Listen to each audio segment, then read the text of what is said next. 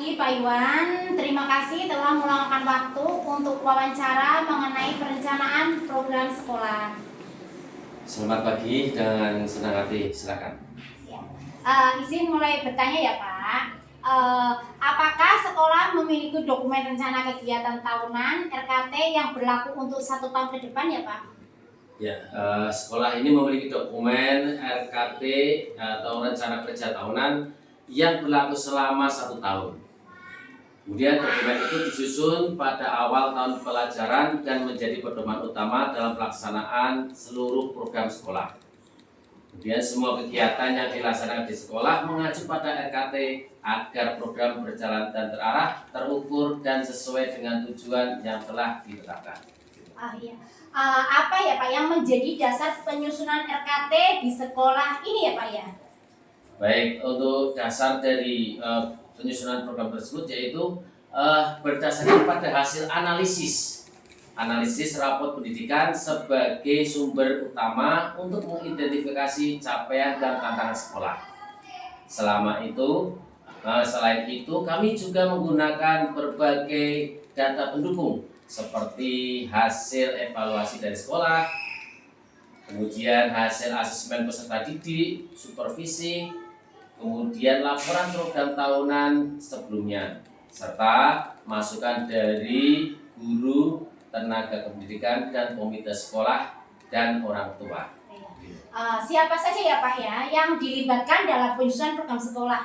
Baik, untuk program tersebut yang terlibat yaitu dari guru, kemudian tenaga pendidikan, wakil kepala sekolah, koordinator bidang komite, kemudian pengawas pembina serta perwakilan dari orang tua sesuai kebutuhan.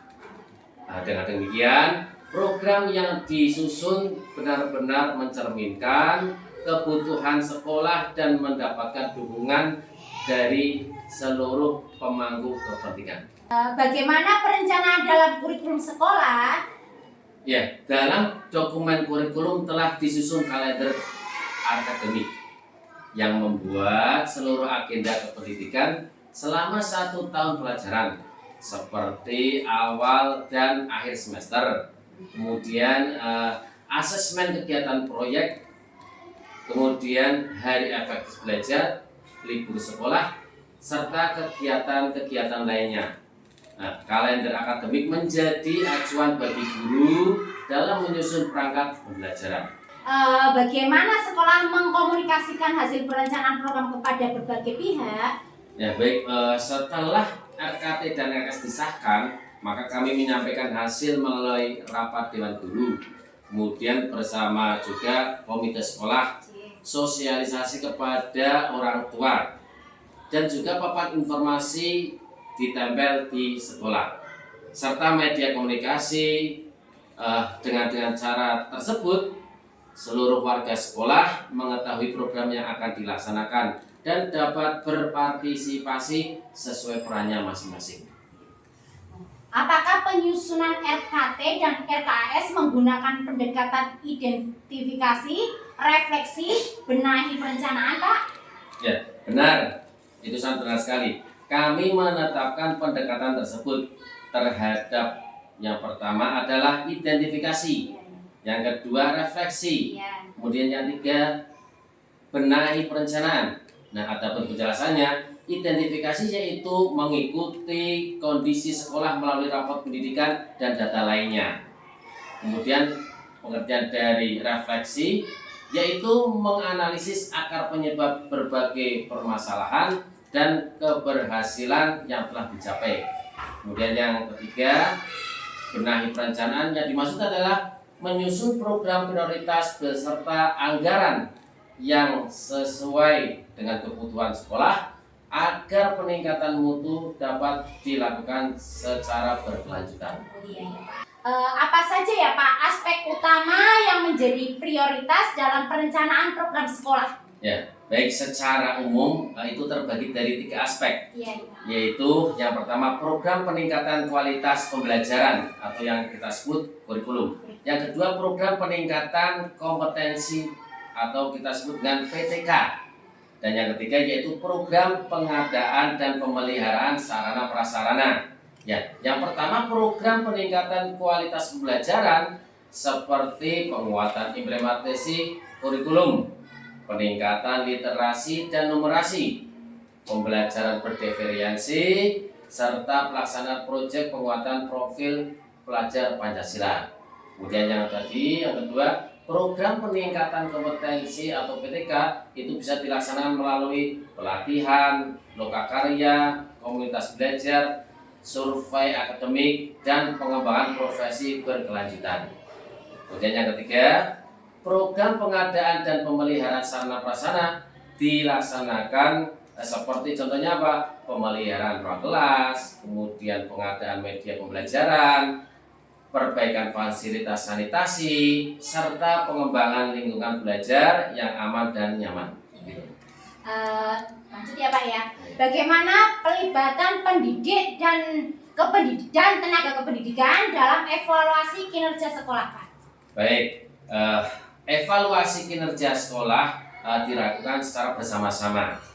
Guru dan tenaga kependidikan yang relevan dilibatkan dalam rapat evaluasi, refleksi program, analisis capaian indikator, serta penyusunan tindak lanjut. Masukan dari mereka sangat penting karena mereka merupakan pelaksana yang secara langsung dalam program sekolah ini sehingga dapat memberikan informasi yang objektif mengenai keberhasilan maupun kendala yang dihadapi sekolah. Sumber data apa saja ya Pak yang digunakan sekolah dalam melakukan evaluasi dan penyusunan program ini Pak? Ya. Sumber data yang kita gunakan yaitu kami menggunakan berbagai sumber, yaitu data antara lain rapor pendidikan, kemudian hasil asesmen nasional, serta hasil asesmen sekolah. Kemudian hasil supervisi akademik, evaluasi dari sekolah, hasil belajar peserta didik, data kehadiran, laporan pelaksanaan program, hasil monitoring dan evaluasi, survei kepuasan warga sekolah jadi survei kepuasan warga sekolah itu juga sangat penting, serta memasukkan dari komite serta pengawas bina. Nah, data tersebut menjadi dasar untuk menentukan program prioritas sekolah. Bagaimana pelibatan komite sekolah dalam proses perencanaan dan evaluasi program Pak? Untuk komite sekolah kami libatkan tentunya Ibu ya. Komite sekolah kami libatkan sejak tahap penyusunan hingga evaluasi program. Jadi komite memberikan masukan terhadap prioritas program, kemudian mendukung penyusunan RKAS, membantu menjembatani komunikasi dengan orang tua, serta memberikan pertimbangan terhadap kebijakan sekolah. Dengan adanya kolaborasi tersebut, program sekolah menjadi lebih transparan, akuntabel, dan sesuai dengan kebutuhan peserta didik serta masyarakat. Terima kasih ya Pak ya atas penjelasan yang sangat lengkap. Informasi ini sangat bermanfaat dan mengetahui bagaimana proses perencanaan program di sekolah dilakukan secara sistematis dan partisipatif. Sama-sama Bu, semoga hasil wawancara ini dapat menjadi refleksi sekaligus bukti perencanaan program sekolah dilaksanakan berdasarkan data, melibatkan berbagai pihak, dan berorientasi pada peningkatan mutu pendidikan. Ya Pak, sekali lagi saya ucapkan terima kasih Pak Iwan yang telah meluangkan waktunya untuk berbincang dengan saya mengenai RKAT. Semoga program-program sekolah ini terlaksana dengan baik sehingga prestasi sekolah lebih maju dan meningkat. Matur suwun Pak Iwan. Sami-sami, semoga semuanya berjalan dengan baik. Amin. Assalamualaikum warahmatullahi wabarakatuh. Waalaikumsalam warahmatullahi wabarakatuh. Kita mengakhiri.